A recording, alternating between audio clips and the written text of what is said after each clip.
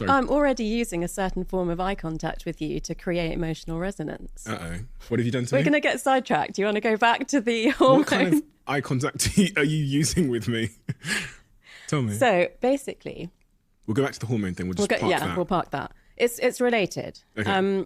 So when a baby is born, one of the ways that it learns what emotion the mum's experiencing, how it understands its own emotions, everything that grows over childhood and teenage into, pro-social behavior, starts off mostly with eye contact with the mum. So at first they can hardly see anything. They can just kind of see two blobs, and then they start to understand more about like micro facial expression changes and stuff. But eye contact with the mum is hugely important. So most people are right-handed. So they'll be holding their baby in their left arm so they can still use their dominant hand to do stuff. And that means that when you gaze at your baby, your right eye is looking into their left eye. And then that interaction that from the optic nerve is going around the brain. It's impacting the amygdala where emotions come from. And it's creating this emotional resonance loop that's part of how the mother and the baby bond. So that right eye to left eye contact is the most bonding eye contact that you can have with someone. Now, you could say, oh, but my mum was left-handed, or you could be left-handed. But, if I'm taking a chance on trying to build that bond with someone, that's the statistically most likely one to create good resonance between you. So you walked in here and you started looking in my left eye? I waited till we sat down. I gave you a hug. You gave me a hug, So all of those little things, they start to... And, we've laughed about a few things before we've come on air. Those are the sorts of things that create higher levels of the bonding hormone oxytocin. So you're more likely to lower your guard, trust the person, take a healthy risk. Like I said, I know that stuff. So I live my life like that. Just want to make sure I've got that clearly in my mind so I could repeat that to someone else later. It's great for dating. Yeah, of course it is. I think we might go down that path a little bit. But the reason that works is because there's this association in our brains that if someone is looking into your left eye, it kind of triggers a bonding response that is quite innate in us. Yeah. Is that the TLDR of it? Yeah. Okay. Super interesting. What else? If I'm trying to bond with someone, so everybody listening to this right now, whether they're in work, they're in sales, they're looking for a partner, whatever, it's a nice little trick to look into someone's left eye. I'm going to only look into your left eye for the rest of the conversation. With your right eye. How do I'm just looking with both. Yeah, you feel like that. But once you start doing this, I promise you will notice a difference. Okay.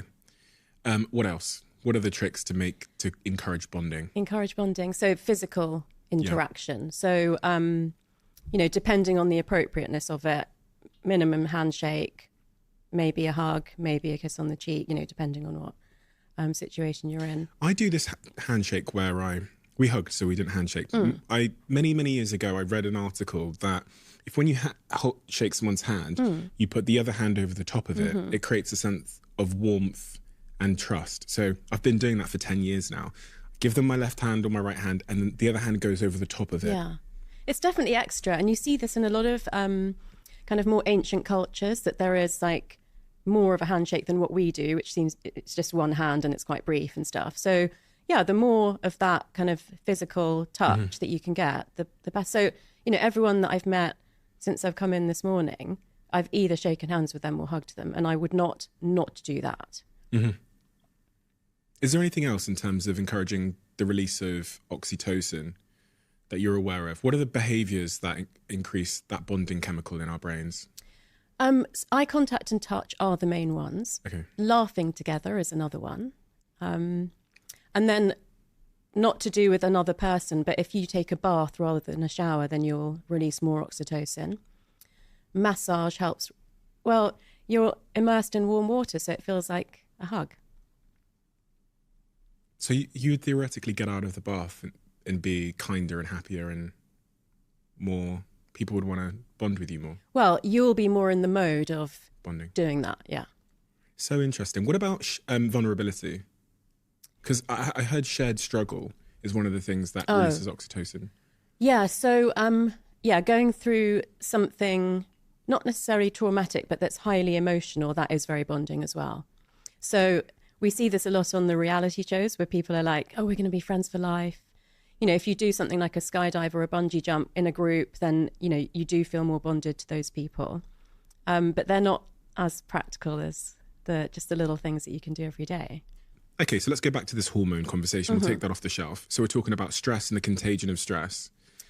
So we started by setting the scene with the fact that women who interact with each other physically closely, they synchronize their menstrual cycles.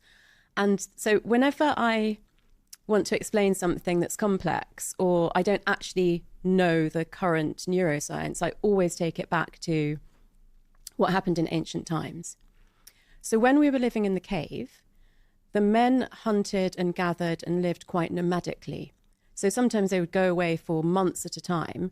And actually, if they went far enough away and were closer to another cave of the same tribe, they would actually just stay there and never return to the original cave. But mostly they would leave for weeks or months and then return to the original cave. And in those days, the most fundamental important thing for the survival of the human species was that the alpha male must pass on his genes. So if he was going to be away for months and he couldn't, you know, there weren't men there to defend the women from predators, maybe there was going to be a spell of the ice age and they would all freeze to death or they wouldn't have food. He needed to make sure that at least 5 women were impregnated with his sperm at the same time. So that if there was a food shortage or there was like stillbirth or miscarriage or whatever, at least 1 out of 5 would survive. So to be able to do that, they had to be fertile at the same time. So that's why that mechanism exists. Now, we don't need that mechanism now, but it's still wired into the way that we operate. So those sex steroid hormones like estrogen and progesterone, they leak out of our sweat about this far around us. And that's why if you're living with another woman or if, you know, you're sitting across the desk every day, then particles of hormone from my sweat would go into through the skin of the other woman. If she's within what distance? I mean, it's not, you wouldn't have to be sitting next to each other. If you live together, that means you're interacting enough that it would happen. Okay. So particles but not if you work together. If you work together and you sit right next to each other every day, then it does happen too. So, you know, in a small office that's got like 6 girls in it, that the menstrual synchronization will happen. Interestingly, it's led by the alpha female. So, yeah. So you can work out, if you don't know already, who the alpha female is. Well, if you know, basically, let's say my cycles don't change and everyone says, oh, I got my period early or I haven't had my period yet, but now it's started, then that would mean that probably I was the alpha female. How does the body know who the alpha female is? That will be to do with levels of testosterone. Why does that matter who the alpha female is? Why does it matter that they sync up with her? I don't know if it really matters. I think it's just a case of physiology. So it's a little bit like in the troops of gorillas, the stress levels of the silverback gorilla affect the other gorillas more than gorillas who are peers to each other. So we have a natural hierarchy. It must be related to survival as well. So she was probably the person who the alpha male was going to impregnate first. Probably. So everyone needs to kind of fall in line because when she starts having sex, they need to be ready. Yeah. Okay. And also it'll probably be to do with things like, you know, survival genes. So it'll be the people with the hardiest genes because that's what you'll want to pass on as well. Mm-hmm. Okay, makes sense. Most resilient. Okay, so where were we? Stress and contagion. We've done all the hormones and the menstrual cycle stuff. So basically cortisol is a hormone that works in that same way. So cortisol is the main stress hormone. And this one doesn't matter if you're male or female, but it does matter where you are in the hierarchy of the organization, as I just mentioned. So usually in that conversation that I mentioned to you where you go into a room and you just feel completely drained afterwards, usually the person that comes out feeling drained is less senior than the person that's had that effect on them. And that's why this is so crucial to leadership, because your stress levels as a leader, as a CEO, are going to have more impact on everybody else than the rest of the people put together, basically. So managing your stress is obviously important for you, but it's important in terms of what happens to other people. And the first issue I came up against was CEOs and CFOs that said, well, I won't show them that I'm stressed. I won't tell them what's happening with the numbers. I won't display emotions in front of them. And I said, they're still going to know physiologically. It's going to impact them. So now you really have to do something about it. And the other thing about cortisol, which is quite funny, well, one of the side effects is quite funny, is that as a survival mechanism, it will help you to store fat around your abdomen. So, again, in the cave, if you were potentially going to not find food for a month, then if you had extra fat around your abdomen, you could digest that and survive till you could find food. So with my clients in financial services, it got to a point where as soon as I walked into the room, they just lift their T-shirt up and say, now you know how I've been in the last month. And then I had a really, really funny incident when I was speaking at a bank, and the CEO's PA was there in the audience. And I was explaining that, leadership stress leaks down, that stress can lead to abdominal fat that you can't shift. And she shouted out, so he's the reason that I'm fat. But Steve, no one laughed. Really? Yeah. And that's when I knew that, okay, he obviously is really stressing everyone out. Oh gosh, no one laughed. No.